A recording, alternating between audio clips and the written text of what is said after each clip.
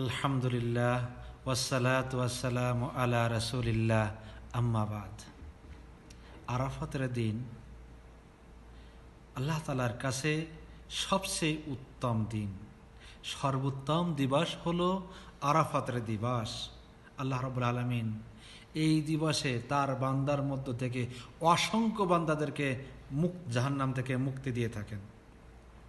রাসূল সাল্লাল্লাহু আলাইহি ওয়াসাল্লাম বলছেন, এমন কোনো দিন নাই যেখানে আল্লাহ তাআলা আরাফাতের দিবস থেকে বেশি সংখ্যক বান্দাদেরকে জাহান্নাম থেকে মুক্তি দিয়ে থাকেন। এমন কোনো দিন নাই।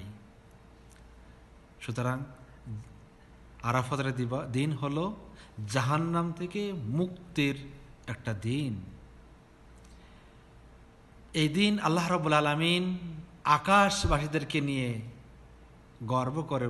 সাথে গর্ব করেন যে তারা, আল্লাহ তাআলা বলেন, দেখো আমার বান্দারা বিভিন্ন জায়গা থেকে আমার ডাকে সাড়া দিয়ে চলে আসছে।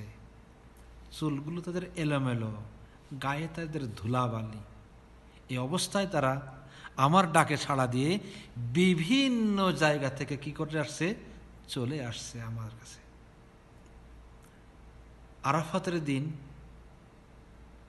ইসলাম আল্লাহ রাব্বুল আলামিনের নিয়ামত পরিপূর্ণ হওয়ার একটা দিন।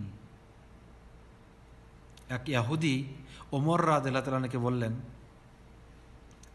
হে আমিরুল মুমিনিন, আপনাদের কিতাবে অর্থাৎ কোরআনুল কারিমে একটি আয়াত রয়েছে, যদি ওইটা আমরা ইহুদিদের উপর নাজিল হতো, আপনারা যেটা পড়েন আমাদের উপরে যদি ওই আয়াতটা নাজিল হতো, তাহলে আমরা ওই দিনকে ঈদের দিন, উৎসবের দিন হিসাবে আমরা গ্রহণ করতাম, পালন করতাম।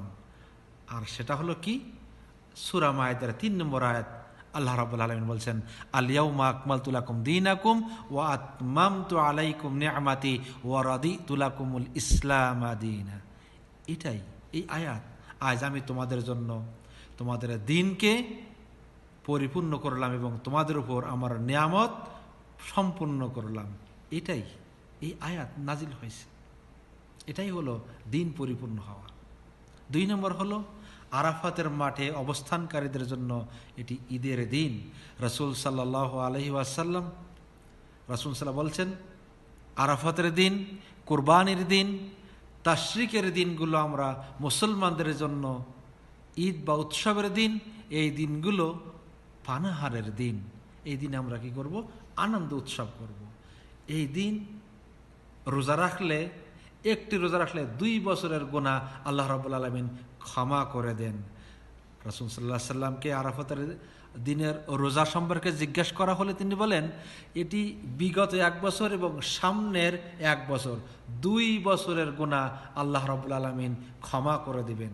তাই আমরা যারা হজ করতে যাইতে পারি নাই, তারা আমরা এই আরাফাতের দিন রোজা রাখবো, ২ বছরের গুনাহ আল্লাহ রাব্বুল আলামিন ক্ষমা করে দিবেন। যারা হাজি তাদের জন্য আরাফাতের দিন রোজা রাখা সুন্নাত নয়। তারপর ৪র্থ নম্বর হলো, এই দিন আল্লাহ রাব্বুল আলামিন বনি আদমের কাছ থেকে প্রতিশ্রুতি নিয়েছিলেন। প্রতিশ্রুতি গ্রহণ করার দিবস হলো এই আরাফাতের দিবস। রাসূল সাল্লাল্লাহু আলাইহি ওয়াসাল্লাম বলছেন, আল্লাহ তাআলা আদমের মেরুদণ্ড থেকে তার বংশধরদেরকে বের করেছেন। তারপর বের করার পরে আদমের সামনে রাখলো এবং সরাসরি তাদের সাথে কথা বললেন। তিনি বললেন, আমি কি তোমাদের প্রভু নই? তারা সকলেই বলল, হ্যাঁ অবশ্যই, আমরা সাক্ষ্য দিচ্ছি যে এটা যে আপনি আমাদের রব। আর এটা এই জন্য যে তোমরা যেন কিয়ামতের দিন না বলো তোমরা এই সম্পর্কে গাফেল ছিলে। এই আরাফাতের দিন জাহান্নাম থেকে মুক্তির দিন, গুনাহ মাফের দিন। আরাফাতের দিবস গৌরব করার দিবস। আরাফাতের দিবস অত্যন্ত গুরুত্বপূর্ণ দিবস। একটা রোজা রাখলে আমাদের ২ বছরের গুনাহ আল্লাহ তাআলা ক্ষমা করে দিবেন। তাই আসুন আমরা এই দিন রোজা রাখব, এই দিন আমরা রোজা রাখবো ইনশাআল্লাহ।